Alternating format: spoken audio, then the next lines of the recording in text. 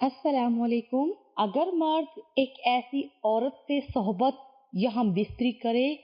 جو اس کی بیوی نہیں ہے تو یہ زنا کہلاتا ہے۔ ضروری نہیں کہ ساتھ سونے کو ہی زنا کہتے ہیں، بلکہ چھونا بھی زنا کا ایک حصہ ہے، اور کسی عورت کو دیکھنا آنکھوں کا زنا ہے۔ زنا کو اسلام میں بہت بڑا گناہ شمار کیا گیا ہے، اور اسلام نے ایسا کرنے والوں کی سزا دنیا میں ہی رکھی ہے، اور مرنے کے بعد اللہ اس کی سخت سزا دیں گے۔ زنا کی سزا کیا ہے اور اس بارے میں قرآن اور حدیث میں کیا احکامات ہیں، لیکن ساتھ میں آپ کو یہ بھی بتائیں گے کہ ایسی کون سی 3 عورتیں ہیں کہ ان پر یہ سزا عائد نہیں ہوتی، اگرچہ ان پر زنا کا جرم ثابت بھی ہو جائے، لیکن ان کو سزا نہیں دی جائے گی، ان پر شرعی حد لاگو نہیں ہوگی۔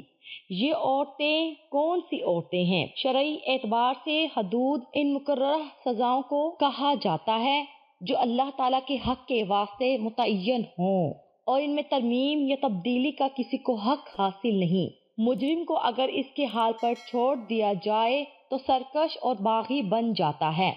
اور انسان کا نفس اسے برائی کا حکم دیتا ہے، ساتھ میں شیطان اسے گمراہ کرنے پر لگا رہتا ہے۔ خاوند والی عورت سے زنا کرنا یا محرم عورت سے زنا کرنا یا پڑوسی کی بیوی سے زنا کا ارتکاب کرنا، یہ بڑے کبیح گناہوں میں سے ہے۔ زنا بڑے بڑے جرائم میں شامل ہے، کیونکہ اسے اس نصب کا اختلاف ہو جاتا ہے جس کے سبب انسان کا تعارف ہوتا ہے اور جائز امور میں دوسروں کی مدد کرتا اور مدد دیتا ہے، نیز اس میں کھیتی اور نسل کی تباہی ہے۔ انہی کبھی نتائج کی وجہ سے اللہ تعالیٰ نے زنا کی زبردست سزا مقرر کی ہے، اور وہ یہ ہے کہ زنا کرنے والا اگر شادی شدہ ہو تو اسے سنسار کیا جائے، اور اگر وہ کنوارا ہے تو اسے 100 کوڑے مارے جائے، نیز کنوارے مرد کو 1 سال کے لیے جلا وطن بھی کیا جائے گا۔ اس کے علاوہ اس سے ایسے امراض پیدا ہوتے ہیں جو معاشرے کو تباہ کر دیتے ہیں۔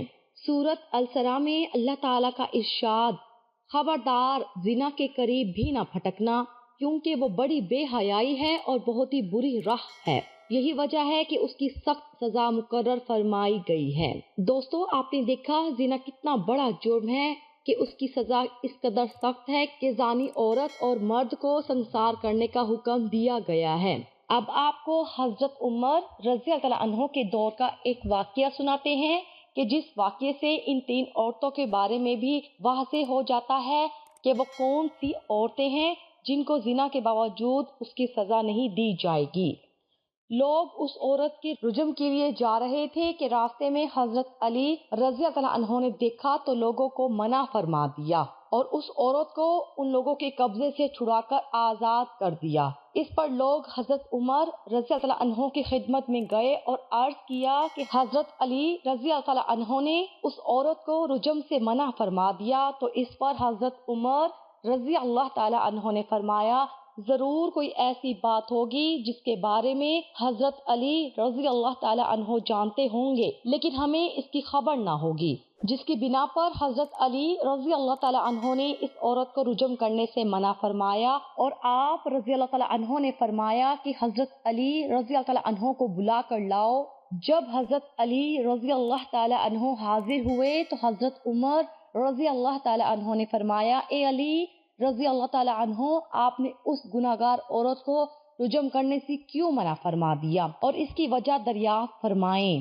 اس پر حضرت علی رضی اللہ تعالی عنہ نے فرمایا، اے امیر المومنین، کیا آپ نے حضور صلی اللہ علیہ وآلہ وسلم کا فرمان نہیں سنا کہ شرعی حد اس شخص پر لاگو نہیں ہوتی جو کہ دیوانہ ہو، اور ایسے شخص پر بھی شرعی حد نہیں ہے جو کہ نابالغ ہو، اور ایسے شخص پر بھی کوئی گناہ نہیں جو سویا ہوا ہو یہاں تک کہ وہ بیدار ہو جائے۔ تو حضرت عمر رضی اللہ تعالی عنہ نے فرمایا، یقیناً میں نے حضور اکرم صلی اللہ علیہ وآلہ وسلم کا فرمان سنا ہے۔ تو حضرت علی رضی اللہ تعالی عنہ نے فرمایا، اے امیر المومنین، اس کو میں جانتا ہوں، اس کو کبھی کبھی دیوانے پن کے دورے پڑتے رہتے ہیں،